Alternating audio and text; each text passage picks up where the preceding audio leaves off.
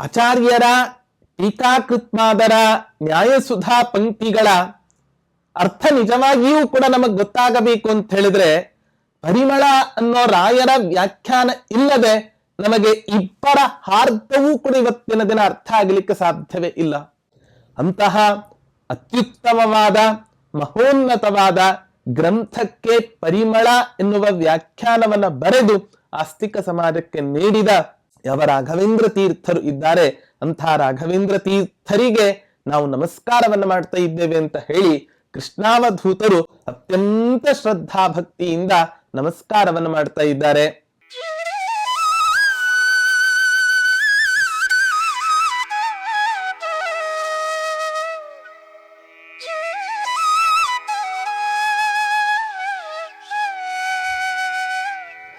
ಯೋಂತಃ ಪ್ರವಿಶ್ಯ ಮಮ ವಾಚಮಿಮಾಂ ಪ್ರಸುಪ್ತಾಂ ಸಂಜೀವಯತ್ಯಖಿಲ ಶಕ್ತಿಧರಸ್ವಧಾಮ್ನಾ ಅನ್ಯಾಂಶ್ಚ ಹಸ್ತ ಚರಣ ಶ್ರವಣತ್ವಗಾದೀನ್ ಪ್ರಾಣಾನ್ನಮೋ ಭಗವತೆ ಪುರುಷಾಯ ತುಭ್ಯಂ. ತಪಸ್ವಾಧ್ಯಾಯ ಶುಶ್ರೂಷಾ ಕೃಷ್ಣ ಪೂಜಾರತಂ ಮುನಿಂ ವಿಶ್ವೇಶಮಿಷ್ಟದಂ ವಂದೇ ಪರಿವ್ರಾಟ್ ಚಕ್ರವರ್ತಿನಂ. ಶ್ರೀ ಗುರುಭ್ಯೋ ನಮಃ. ಹರಿ ಓಂ. ರಾಘವೇಂದ್ರ ತೀರ್ಥರ ಸಹಸ್ರನಾಮಗಳ ಚಿಂತನೆಯಲ್ಲಿ ಇವತ್ತಿನ ದಿನ ಓಂ ಓತತ್ವೇತ್ಯಾದ್ಯನುವ್ಯಾಖ್ಯಾ ಸುಧಾ ಭಾವಾರ್ಥದರ್ಶಿನೇ ನಮಃ. ರಾಯರಿಗೆ ಒಂದು ಬಿರುದು ಪರಿಮಳಾಚಾರ್ಯರು ಅಂತ ರಾಘವೇಂದ್ರ ತೀರ್ಥರಿಗೆ ಒಂದು ಬಿರುದನ್ನ ಕೊಟ್ಟಿದೆ. ಯಾವ ಕಾರಣಕ್ಕೋಸ್ಕರ ರಾಯರಿಗೆ ಪರಿಮಳಾಚಾರ್ಯರು ಅಂತ ಬಿರುದನ್ನ ಕೊಟ್ಟಿದ್ದಾರೆ ಅಂತ ಹೇಳಿದ್ರೆ, ರಾಯರ ದೇಹದಿಂದ ಪರಿಮಳ ಬರುತ್ತೆ ಅಥವಾ ಇನ್ಯಾವುದೋ ಸುಗಂಧ ಭರಿತವಾದ ದ್ರವ್ಯಗಳನ್ನ ತಮ್ಮ ದೇಹದ ಮೇಲೆ ಲೇಪಿಸಿಕೊಂಡಿದ್ದಾರೆ ಅನ್ನೋ ಕಾರಣಕ್ಕೋಸ್ಕರ ರಾಘವೇಂದ್ರ ತೀರ್ಥರಿಗೆ ಪರಿಮಳಾಚಾರ್ಯರು ಅಂತ ಬಿರುದನ್ನು ಕೊಟ್ಟಿದ್ದಲ್ಲ. ಹೊರತು ಶ್ರೀಮಠ್ ಟೀಕಾಕೃತ್ಪಾದರು ಮಳಖೇಡ ನಿವಾಸಿಗಳಾದ ಯಾವ ಜಯತೀರ್ಥರು ಇದ್ದಾರೆ, ಶ್ರೀಮಠ್ ಟೀಕಾಕೃತ್ಪಾದರ ಅತ್ಯದ್ಭುತವಾದ ಗ್ರಂಥ ನ್ಯಾಯಸುಧಾ ಎನ್ನುವ ಗ್ರಂಥ. ಇಂಥ ನ್ಯಾಯಸುಧಾ ಎಂಬ ಗ್ರಂಥಕ್ಕೆ ನಾವು ಪರಂಪರೆಯನ್ನ ನೋಡಿಕೊಂಡು ಬಂದಾಗ ಅನೇಕ ವ್ಯಾಖ್ಯಾನಕಾರರು ಇವತ್ತಿನ ದಿನ ವ್ಯಾಖ್ಯಾನವನ್ನ ರಚನೆ ಮಾಡಿಕೊಟ್ಟಿದ್ದಾರೆ ನ್ಯಾಯಸುಧಾ ಗ್ರಂಥಕ್ಕೆ. ವಾಕ್ಯಾರ್ಥ ಚಂದ್ರಿಕಾಕಾರರು, ಯಾದವಾರ್ಯರು, ಸತ್ಯವ್ರತ ತೀರ್ಥರು, ಶ್ರೀನಿವಾಸ ತೀರ್ಥರು, ರಾಮಚಂದ್ರ ತೀರ್ಥರು, ಹಾಗೆ ರಾಘವೇಂದ್ರ ತೀರ್ಥರ ವ್ಯಾಖ್ಯಾನವೂ ಕೂಡ ನ್ಯಾಯಸುಧಾ ಗ್ರಂಥಕ್ಕೆ ಇದೆ. ಆ ವ್ಯಾಖ್ಯಾನದ ಹೆಸರು ಪರಿಮಳ ಅಂತ. ಹಾಗಾಗಿ ರಾಯರಿಗೆ ಹೆಸರು ಏನು ಅಂತ ಹೇಳಿದ್ರೆ ಪರಿಮಳಾಚಾರ್ಯರು ಅಂತ ಈ ಕಾರಣಕ್ಕೋಸ್ಕರ ರಾಘವೇಂದ್ರ ತೀರ್ಥರನ್ನ ಕರೀತಾರೆ. ರಾಯರ ವ್ಯಾಖ್ಯಾನದ ಕೌಶಲ್ಯ ಸ್ವತಃ ರಾಘವೇಂದ್ರ ತೀರ್ಥರೇ ಟೀಕಾಕೃತ್ಪಾದರು ಬರೆದ ನ್ಯಾಯಸುಧಾ ಗ್ರಂಥದ ಮಹತ್ವವನ್ನ ತಿಳಿಸ್ತಾ ನಮಗೆ ಒಂದು ಮಾತನ್ನ ಹೇಳ್ತಾರೆ.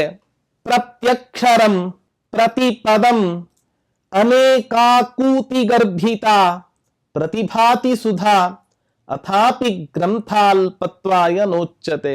ಟೀಕಾಕೃತ್ಪಾದರು ಬರೆದ ಯಾವ ನ್ಯಾಯಸುಧಾ ಗ್ರಂಥ ಇದೆ, ಈ ಗ್ರಂಥದ ಮಹತ್ವವನ್ನ ನಾವು ಏನು ಅಂತ ವರ್ಣಿಸಬೇಕು? ಕೆಲವರ ವಾಕ್ಯಗಳನ್ನಾಗಲಿ ಪದ್ಯಗಳನ್ನಾಗಲಿ ವ್ಯಾಖ್ಯಾನವನ್ನ ಮಾಡ್ಲಿಕ್ಕೆ ಕೂತ್ರೆ ಯಾಕಪ್ಪ ಈ ಪದ್ಯಗಳಿಗೆ ವ್ಯಾಖ್ಯಾನವನ್ನ ಮಾಡಬೇಕು ಅಂತ ಅನಿಸುತ್ತೆ. ರಾಯರ ಅಂತರಂಗದಿಂದ ಬಂದಿರತಕ್ಕಂತಹ ಮಾತು ಟೀಕಾಕೃತ್ಪಾದರು ಬರೆದ ನ್ಯಾಯಸುಧಾ ಗ್ರಂಥದ ಪ್ರತಿಯೊಂದು ಅಕ್ಷರ, ಪ್ರತ್ಯಕ್ಷರಂ ಪ್ರತಿಪದಂ, ಪ್ರತಿ ಪದವೂ ಕೂಡ ಅನೇಕಾಕೂತಿ ಗರ್ಭಿತ, ಅನೇಕ ಗೂಢವಾದ ಅಭಿಪ್ರಾಯಗಳಿಂದ ಕೂಡಿರ್ತಕ್ಕಂತಹ ಅತ್ಯದ್ಭುತವಾದ ಗ್ರಂಥ ಅದು ನ್ಯಾಯಸುಧಾ ಗ್ರಂಥ. ಹಾಗಾಗಿ ಟೀಕಾಕೃತ್ಪಾದರ ಪ್ರತಿಯೊಂದು ಅಕ್ಷರಕ್ಕೂ ಪ್ರತಿಯೊಂದು ಪದಕ್ಕೂ ನಾವು ವ್ಯಾಖ್ಯಾನವನ್ನ ಮಾಡಲಿಕ್ಕೆ ಹೊರಟ್ರೆ ಈ ವ್ಯಾಖ್ಯಾನ ಮುಗಿಲಿಕ್ಕೆ ಸಾಧ್ಯವೇ ಇಲ್ಲ. ಗ್ರಂಥವನ್ನ ಅಧ್ಯಯನ ಮಾಡತಕ್ಕಂತಹ ವ್ಯಕ್ತಿಗಳು ಇವತ್ತಿನ ದಿನ ಅಧ್ಯಯನವನ್ನ ಮಾಡದೇ ಇರತಕ್ಕಂತಹ ಪ್ರಸಂಗ ಬಂದು ಬಿಟ್ಟಿತು. ಅಥಾಪಿ ಗ್ರಂಥಾಲ್ಪತ್ವಾಯ, ಹಾಗಾಗಿ ಎಷ್ಟು ಅತ್ಯಂತ ಅವಶ್ಯವಾಗಿದನೋ ಅಷ್ಟನ್ನ ಮಾತ್ರ ಇವತ್ತಿನ ದಿನ ನಾವು ವ್ಯಾಖ್ಯಾನವನ್ನ ಮಾಡ್ತೇವೆ ಅಂತ ಹೇಳಿ ಟೀಕಾಕೃತ್ವಾದ ನ್ಯಾಯಸುಧಾ ಗ್ರಂಥಕ್ಕೆ ವ್ಯಾಖ್ಯಾನವನ್ನು ಬರೆದಿರ್ತಕ್ಕಂಥ ಮಹನೀಯರು ಅದು ರಾಘವೇಂದ್ರ ತೀರ್ಥರು, ಅವಧೂತ ಶಿರೋಮಣಿಗಳು.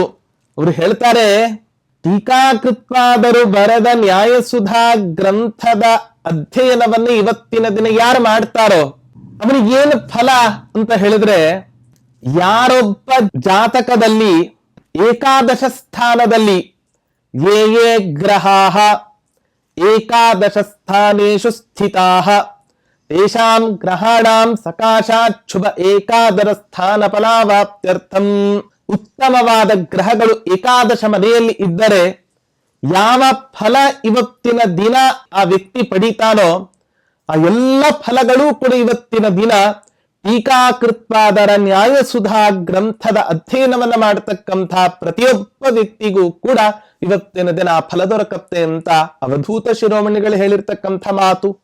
ವಾದಿರಾಜ ಗುರು ಸಾರ್ವಭೌಮರು ವ್ಯಾಸತೀರ್ಥರ ಸಮಕಾಲೀನರಾಗಿರ್ತಕ್ಕಂತಹ ವಾದಿರಾಜ ಗುರು ಸಾರ್ವಭೌಮರು ಸುಧಾಯಾ ಶ್ರೀಕರತ್ವೇ ವಯಮೇವ ಸಾಕ್ಷಿಣಃ ಅಂತ ಘಂಟಾಂತವಾಗಿ ಇವತ್ತಿನ ದಿನ ಹೇಳಿರ್ತಕ್ಕಂಥ ಮಹನೀಯರು ಅದು ವಾದಿರಾಜ ತೀರ್ಥರು. ನ್ಯಾಯಸುಧಾ ಗ್ರಂಥದ ಅಧ್ಯಯನದ ಫಲ ಕೇವಲ ಭೌತಿಕ ಸಂಪತ್ತನ್ನ, ಅಪಾರವಾದ ಹೇರಳವಾದ ಭೌತಿಕ ಸಂಪತ್ತನ್ನಷ್ಟೇ ಕೊಡೋದಲ್ಲ, ಆಧ್ಯಾತ್ಮಿಕ ಸಂಪತ್ತನ್ನು ಕೂಡ ಇವತ್ತಿನ ದಿನ ಟೀಕಾಕೃತ್ವಾದರ ನ್ಯಾಯಸುಧಾ ಗ್ರಂಥದ ಅಧ್ಯಯನದಿಂದ ಇವತ್ತಿನ ದಿನ ನಮಗೆ ದೊರೆಯುತ್ತೆ. ನಾವೆಲ್ಲ ಅರ್ಥ ಮಾಡ್ಕೋಬೇಕು, ಟೀಕಾಕೃತ್ವಾದರು ಬರೆದ ಯಾವ ನ್ಯಾಯಸುಧಾ ಎಂಬ ಗ್ರಂಥ ಇದೆ, ಆಚಾರ್ಯರು ಬ್ರಹ್ಮಸೂತ್ರಗಳಿಗೆ ವ್ಯಾಖ್ಯಾನ ರೂಪವಾಗಿ ಬರೆದಿರತಕ್ಕಂತಹ 4 ಗ್ರಂಥಗಳಲ್ಲಿ ಒಂದು ಅನುವ್ಯಾಖ್ಯಾನ ಅಂತ ಒಂದು ಗ್ರಂಥ, ಸುಮಾರು 2000 ಶ್ಲೋಕ ಇರತಕ್ಕಂತಹ ಬೃಹದಾಕಾರವಾಗಿರತಕ್ಕಂತಹ ಗ್ರಂಥ. ಆಚಾರ್ಯರ ಮನಸ್ಥಿತಿ, ಅವರ ಸರ್ವಜ್ಞತ್ವ ಎಷ್ಟರ ಮಟ್ಟಿಗೆ ಇದೆ ಅಂತ ಹೇಳಿದ್ರೆ, ಬ್ರಹ್ಮಸೂತ್ರಗಳಿಗೆ ವ್ಯಾಸರು ವೇದಾರ್ಥ ನಿರ್ಣಾಯಕವಾದ ಪರವಿದ್ಯೆ ಎಂದು ಕರೆಸಿಕೊಂಡಿರ್ತಕ್ಕಂತಹ ಯಾವ ಬ್ರಹ್ಮಸೂತ್ರಗಳು ಇದ್ದಾವೆ, ಇಂಥ ಬ್ರಹ್ಮಸೂತ್ರಗಳಿಗೆ ಆಚಾರ್ಯರು ಕೇವಲ ಒಂದು ಗ್ರಂಥವನ್ನ ಬರೆದರೆ ಸಮಾಧಾನ ಮಾಡಿಕೊಳ್ಳದೆ ಅನೇಕ ಗ್ರಂಥಗಳನ್ನ ರಚನೆ ಮಾಡಿ ಇವತ್ತಿನ ದಿನ ನಮ್ಮ ಸಮಾಜಕ್ಕೆ ನೀಡಿರ್ತಕ್ಕಂತಹ ದೊಡ್ಡ ದಾರ್ಶನಿಕರು ಜಗದ್ಗುರು ಶ್ರೀಮನ್ ಮಧ್ವಾಚಾರ್ಯರು. ಅಂಥ ಮಧ್ವಾಚಾರ್ಯರು ಬರೆದ ಯಾವ ಅನುವ್ಯಾಖ್ಯಾನ ಎಂಬ ಗ್ರಂಥ ಇದೆ, ಬ್ರಹ್ಮಸೂತ್ರಗಳ ಅರ್ಥವನ್ನ ವಿವರಣೆ ಮಾಡಲಿಕ್ಕೆ ಬರೆದಿರತಕ್ಕಂತಹ ಯಾವ ಅನುವ್ಯಾಖ್ಯಾನ ಎಂಬ ಗ್ರಂಥ ಇದೆ, ಈ ಗ್ರಂಥಕ್ಕೆ ವ್ಯಾಖ್ಯಾನ ರೂಪವಾಗಿ ಶ್ರೀಮತ್ ಟೀಕಾಕೃತ್ವಾದರು ನ್ಯಾಯಸುಧಾ ಎಂಬ ಗ್ರಂಥವನ್ನ ಇವತ್ತಿನ ದಿನ ಸಮಾಜಕ್ಕೆ ರಚನೆ ಮಾಡಿ ಕೊಟ್ಟಿದ್ದಾರೆ. ಇವತ್ತಿನ ದಿನ ಮಠಗಳಲ್ಲಿ ಅನೇಕ ರೀತಿಯಾಗಿರ್ತಕ್ಕಂತಹ ಭಿನ್ನಾಭಿಪ್ರಾಯಗಳು ಇದ್ದರೂ ಕೂಡ, ಆದ್ರೆ ಟೀಕಾಕೃತ್ವಾದರು ಬರೆದ ಯಾವ ನ್ಯಾಯಸುಧಾ ಎಂಬ ಗ್ರಂಥದ ಅಧ್ಯಯನದ ಪರಂಪರೆ ಇದೆ, ಟೀಕಾಕೃತ್ವಾದರಿಂದ ಆ ಪರಂಪರೆಯಿಂದ ಆರಂಭಿಸಿಕೊಂಡು ಇಲ್ಲಿ ತನಕವೂ ಕೂಡ ಆ ಅಧ್ಯಯನದ ಅವಿಚ್ಛಿನ್ನ ಪರಂಪರೆ ಮುಂದುವರೆದಿದೆ ಅಂತ ಹೇಳಿದ್ರೆ ಆ ಗ್ರಂಥದ ಮಹತ್ವ, ಮೌಲ್ಯ ಎಷ್ಟು ಅನ್ನೋದನ್ನ ನಾವೆಲ್ಲರೂ ಕೂಡ ಅರ್ಥ ಮಾಡಿಕೊಳ್ಳಬೇಕು. ತುಂಬಾ ಸೊಗಸಾಗಿರ್ತಕ್ಕಂತಹ ಗ್ರಂಥ. ಇಂತಹ ಗ್ರಂಥಕ್ಕೆ ಅನುವ್ಯಾಖ್ಯಾನವನ್ನ ಬರೆದಿದ್ದಾರೆ ಆಚಾರ್ಯರು. ಅದನ್ನೇ ಇಲ್ಲಿ ಕೃಷ್ಣಾವಧೂತರು ನಮಗೆ ತಿಳಿಸಿಕೊಡಬೇಕಾದ್ರೆ, ಓತತ್ವೇತ್ಯಾದ್ಯನುವ್ಯಾಖ್ಯ ಸುಧಾ ಭವಾರ್ಥದರ್ಶಿನೇ ನಮಃ. ಓತತ್ವವಾಚಿ ಕ್ಯೋಂಕಾರೋ ವಕ್ತ್ಯಸೌ ತದ್ಗುಣೋ ತತಾಂ. ಅಕಾರ, ಉಕಾರ, ಮಕಾರ, ನಾದ, ಬಿಂದು, ಘೋಷ, ಶಾಂತ, ಅತಿಶಾಂತ ಅಂತ 8 ಅಕ್ಷರಗಳಿಂದ ಕೂಡಿದ ಯಾವ ಈ ಓಂಕಾರ ಇದೆ, ಈ ಓಂಕಾರ ಭಗವಂತನ ಸರ್ವಗುಣ ಪರಿಪೂರ್ಣತ್ವವನ್ನ ಪ್ರತಿಪಾದನೆ ಮಾಡುತ್ತೆ.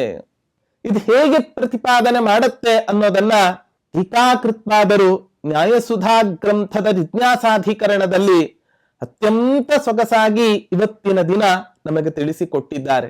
ಹಾಗಾಗಿ ವ್ಯಾಸರ ಬ್ರಹ್ಮಸೂತ್ರ, ಆ ಬ್ರಹ್ಮಸೂತ್ರಕ್ಕೆ ವ್ಯಾಖ್ಯಾನ ರೂಪವಾಗಿ ಮಧ್ವಾಚಾರ್ಯರು ರಚನೆ ಮಾಡಿಕೊಟ್ಟ ಅನುವ್ಯಾಖ್ಯಾನ ಎಂಬ ಗ್ರಂಥ, ಆ ಅನುವ್ಯಾಖ್ಯಾನ ಎಂಬ ಗ್ರಂಥಕ್ಕೆ ಶ್ರೀಮತ್ ಟೀಕಾಕೃತ್ಪಾದರು ರಚನೆ ಮಾಡಿದ ನ್ಯಾಯಸುಧಾ ಎಂಬ ಗ್ರಂಥ, ಆ ನ್ಯಾಯಸುಧಾ ಎಂಬ ಗ್ರಂಥಕ್ಕೆ ಅನೇಕ ವ್ಯಾಖ್ಯಾನಕಾರರು ಇವತ್ತಿನ ದಿನ ವ್ಯಾಖ್ಯಾನವನ್ನ ರಚನೆ ಮಾಡಿ ಅಧ್ಯಯನವನ್ನ ಮಾಡತಕ್ಕಂಥ ಅಧ್ಯೇತರಗಳಿಗೆ ಮಹದುಪಕಾರವನ್ನ ಮಾಡಿದ್ದಾರೆ. ನಮ್ಮ ದ್ವೈತ ಸಿದ್ಧಾಂತದ ಒಂದು ಪರಂಪರೆಯನ್ನ ನಾವು ನೋಡೋದು ಅಂತಾದ್ರೆ, ಯಾರು ಪೂರ್ವಿಕರು ಇವತ್ತಿನ ದಿನ ಇದ್ದಾರೆ, ಪ್ರಾಯ ಅವರು ಯಾರೂ ಕೂಡ ತಮ್ಮ ಪೂರ್ವಿಕರ ಗ್ರಂಥಗಳಿಗೆ ವಿರೋಧ ಆಗುವಂತೆ ಯಾವತ್ತೂ ಕೂಡ ವ್ಯಾಖ್ಯಾನವನ್ನ ರಚನೆ ಮಾಡಿಲ್ಲ. ಇದೊಂದು ದ್ವೈತ ಸಿದ್ಧಾಂತದ ಒಂದು ವೈಶಿಷ್ಟ್ಯ. ಆದ್ರೆ ಪ್ರಾಯ ಈ 21ನೇ ಶತಮಾನದ ದುರ್ದೈವವೋ ಏನೋ, ಕೆಲವರು ಪಂಡಿತಮ್ಮನ್ಯರಾಗಿರ್ತಕ್ಕಂತಹ ಜ್ಞಾನಿಗಳು ಟೀಕಾಕೃತ್ಪಾದರ ನ್ಯಾಯಸುಧಾ ಗ್ರಂಥದಲ್ಲಿ ಅನೇಕ ತಪ್ಪುಗಳಿದ್ದಾವೆ, ಶಬ್ದಗಳು ವ್ಯರ್ಥವಾದ ಶಬ್ದಗಳನ್ನ ಪ್ರಯೋಗ ಮಾಡಿದ್ದಾರೆ, ಹಾಗೆ ಹೀಗೆ ಅಂತ ಅನೇಕರು ಇವತ್ತಿನ ದಿನ, ಎಲ್ಲೋ ಬೆರಳೆಣಿಕೆ ಸಂಖ್ಯೆಯಲ್ಲಿ ಇವತ್ತಿನ ದಿನ ಟೀಕಾಕೃತ್ಪಾದರ ಗ್ರಂಥಗಳನ್ನ ಅಣುಕಿಸುವಂತಹ ಕುಹಕಿಗಳು ಇವತ್ತಿನ ದಿನ ಸೃಷ್ಟಿಯಾಗಿದ್ದಾರೆ. ಇದು ನಮ್ಮ ದುರ್ದೈವವೇ ಸರಿ. ಶ್ರೀಮಧ್ವ ಕಲ್ಪವೃಕ್ಷಸ್ತು ಜಯಾರ್ಯ ಕಾಮಧುಕ್ ಸ್ಮೃತಃ ಚಿಂತಾಮಣಿಸ್ತು ವ್ಯಾಸಾರ್ಯ ಮುನಿತ್ರಯ ಮುದಾಕೃತಂ ಅಂತ ಸ್ತೋತ್ರ ಮಾಡಿರ್ತಕ್ಕಂಥವ್ರು. ಟೀಕಾಕೃತ್ಪಾದರನ್ನ ಜಯಾರ್ಯ ಕಾಮಧುಕ್ ಸ್ಮೃತಃ, ಕಾಮಧೇನುಗಳು ಟೀಕಾಕೃತ್ಪಾದರು ಅಂತ ವರ್ಣನೆಯನ್ನ ಮಾಡಿದ್ದಾರೆ. ಇವತ್ತಿನ ದಿನ ನಮ್ಮ ವ್ಯಾಖ್ಯಾನಕಾರರು ಟೀಕಾಕೃತ್ಪಾದರನ್ನ, ಟೀಕಾಕೃತ್ಪಾದರ ಗ್ರಂಥಗಳನ್ನ, ಅದರಲ್ಲಿರ್ತಕ್ಕಂಥ ಮೌಲ್ಯಗಳನ್ನ ಕೊಂಡಾಡಿರೋದನ್ನ ನೋಡಿದರೆ ಪ್ರಾಯ ಇವತ್ತಿನ ದಿನ ಯಾವ ಈ ಕುಹಕಿಗಳು ಏನು ಟೀಕಾಕೃತ್ಪಾದರ ಮೇಲೆ, ಅವರ ಗ್ರಂಥಗಳ ಮೇಲೆ ಯಾವುದೋ ಒಂದು ಸಮಾಜಕ್ಕೆ ಅಶ್ರದ್ಧೆಯನ್ನ ಉಂಟು ಮಾಡೋದರಲ್ಲಿ ಆಸಕ್ತ ಆಗ್ತಾ ಇದೆ. ಇದು ಆಶ್ಚರ್ಯ ಉಂಟು ಮಾಡುತ್ತೆ ನಿಜವಾಗ್ಲೂ ಕೂಡ. ಅದರಲ್ಲೂ ಕೂಡ ನಮ್ಮವರೇ ಅಂತ ಹೇಳ್ತಕ್ಕಂಥದ್ದು ಇನ್ನೂ ಒಂದು ದೊಡ್ಡ ನಮ್ಮ ದುರ್ದೈವದ ಸಂಗತಿಯಾಗಿದೆ. ಹಾಗಾಗಿ ಇಂತಹ ಯಾವ ಒಂದು ಮಾತುಗಳಿಗೂ ಕೂಡ ಆಸ್ತಿಕ ಸಮಾಜ ಮಾರು ಹೋಗದೆ ಟೀಕಾಕೃತ್ಪಾದರ ಮೇಲೆ, ಅವರ ಗ್ರಂಥಗಳ ಮೇಲೆ, ಆ ಗ್ರಂಥಕ್ಕೆ ವ್ಯಾಖ್ಯಾನ ಮಾಡಿರ್ತಕ್ಕಂತಹ ಆ ವ್ಯಾಖ್ಯಾಕರ್ತೃಗಳ ಮೇಲೆ ನಾವು ಯಾವತ್ತೂ ಕೂಡ ಅಶ್ರದ್ಧೆಯನ್ನ ತಾಳದೆ ನಮ್ಮ ಶ್ರದ್ಧಾ ಭಕ್ತಿಯಿಂದ ಆ ಗ್ರಂಥಗಳ ಅಧ್ಯಯನವನ್ನ ಮಾಡಿ ಆ ಟೀಕಾಕೃತ್ಪಾದರ ಅನುಗ್ರಹಕ್ಕೆ ನಾವು ಪಾತ್ರರಾಗಬೇಕು. ಅಂತಹ ಟೀಕಾಕೃತ್ಪಾದ ನಿಜವಾಗ್ಲೂ ಕೂಡ ಆಚಾರ್ಯರ ಟೀಕಾಕೃತ್ಪಾದರ ನ್ಯಾಯಸುಧಾ ಪಂಕ್ತಿಗಳ ಅರ್ಥ ನಿಜವಾಗಿಯೂ ಕೂಡ ನಮಗ್ ಗೊತ್ತಾಗಬೇಕು ಅಂತ ಹೇಳಿದ್ರೆ, ಪರಿಮಳ ಅನ್ನೋ ರಾಯರ ವ್ಯಾಖ್ಯಾನ ಇಲ್ಲದೆ ನಮಗೆ ಇಬ್ಬರ ಹಾರ್ದವೂ ಕೂಡ ಇವತ್ತಿನ ದಿನ ಅರ್ಥ ಆಗಲಿಕ್ಕೆ ಸಾಧ್ಯವೇ ಇಲ್ಲ. ಅಂಥ ಅತ್ಯದ್ಭುತವಾದ ವ್ಯಾಖ್ಯಾನವನ್ನ ಆ ಸಮಯದಲ್ಲಿ ಮಾಡಿಕೊಟ್ಟಂತಹ ಮಹನೀಯರು ಇವತ್ತಿನ ದಿನ ರಾಘವೇಂದ್ರ ತೀರ್ಥರು. ಆಚಾರ್ಯರ ಅನುವ್ಯಾಖ್ಯಾನ ಗ್ರಂಥದ ಬಗ್ಗೆ, ಟೀಕಾಕೃತ್ಪಾದರ ನ್ಯಾಯಸುಧಾ ಗ್ರಂಥದ ಬಗ್ಗೆ, ರಾಯರು ಬರೆದ ಪರಿಮಳ ವ್ಯಾಖ್ಯಾನ ಎಂಬ ಗ್ರಂಥದ ಬಗ್ಗೆ ಒಂದೊಂದು ವಿಷಯವನ್ನ ನಾವು ಹೇಳ್ತಾ ಇದ್ವಿ ಅಂತ ಬಿಟ್ರೆ ಅಪಾರವಾದ ಸಮಯ ಇವತ್ತಿನ ದಿನ ಅದಕ್ಕೋಸ್ಕರ ಮೀಸಲಾಗಿ ಇಡಬೇಕಾಗತ್ತೆ. ಅಂತಹ ಅತ್ಯುತ್ತಮವಾದ ಮಹೋನ್ನತವಾದ ಗ್ರಂಥಕ್ಕೆ ಪರಿಮಳ ಎನ್ನುವ ವ್ಯಾಖ್ಯಾನವನ್ನ ಬರೆದು ಆಸ್ತಿಕ ಸಮಾಜಕ್ಕೆ ನೀಡಿದ ಯಾವ ರಾಘವೇಂದ್ರ ತೀರ್ಥರು ಇದ್ದಾರೆ, ಅಂತಹ ರಾಘವೇಂದ್ರ ತೀರ್ಥರಿಗೆ ನಾವು ನಮಸ್ಕಾರವನ್ನ ಮಾಡ್ತಾ ಇದ್ದೇವೆ ಅಂತ ಹೇಳಿ ಕೃಷ್ಣಾವಧೂತರು ಅತ್ಯಂತ ಶ್ರದ್ಧಾ ಭಕ್ತಿಯಿಂದ ನಮಸ್ಕಾರವನ್ನ ಮಾಡ್ತಾ ಇದ್ದಾರೆ. ಹಾಗಾಗಿ ರಾಯರಿಗೆ ರಾಯರು ಅಂತ ಕರೆಯೋದಕ್ಕಿಂತಲೂ ಕೂಡ ಪರಿಮಳಾಚಾರ್ಯರು ಅಂತ ಕರೆದ್ರೆ ತುಂಬಾ ಅವರಿಗೆ ಪ್ರೀತಿ ಆಗತ್ತೆ. ತನ್ಮೂಲಕ ಟೀಕಾಕೃತ್ಪಾದರ ಸ್ಮರಣೆ, ತನ್ಮೂಲಕ ಅನುವ್ಯಾಖ್ಯಾನ ಕರ್ತೃಗಳಾದ ಆಚಾರ್ಯರ ಸ್ಮರಣೆ, ತನ್ಮೂಲಕ ವ್ಯಾಸರ ಸ್ಮರಣೆಯನ್ನ ಮಾಡಿದಂಗ ಆಗತ್ತೆ ಅನ್ನೋ ಕಾರಣಕ್ಕೋಸ್ಕರ ರಾಯರಿಗೆ ಇವತ್ತಿನ ದಿನ ಪರಿಮಳಾಚಾರ್ಯರು ಅಂತ ಕರೆದಿದ್ದಾರೆ. ಇಂತಹ ಗ್ರಂಥಕರ್ತೃಗಳಾದ ಆಸ್ತಿಕ ಸಮಾಜಕ್ಕೆ ಮಹೋನ್ನತ ಕೊಡುಗೆಯನ್ನು ನೀಡಿರ್ತಕ್ಕಂತಹ ಪರಿಮಳಾಚಾರ್ಯರಿಗೆ ನಾವು ನಮಸ್ಕಾರವನ್ನು ಮಾಡ್ತಾ ಇದ್ದೇವೆ ಅಂತ ಹೇಳಿ ಕೃಷ್ಣಾವಧೂತರು ಸ್ತೋತ್ರವನ್ನು ಮಾಡ್ತಾ ಇದ್ದಾರೆ.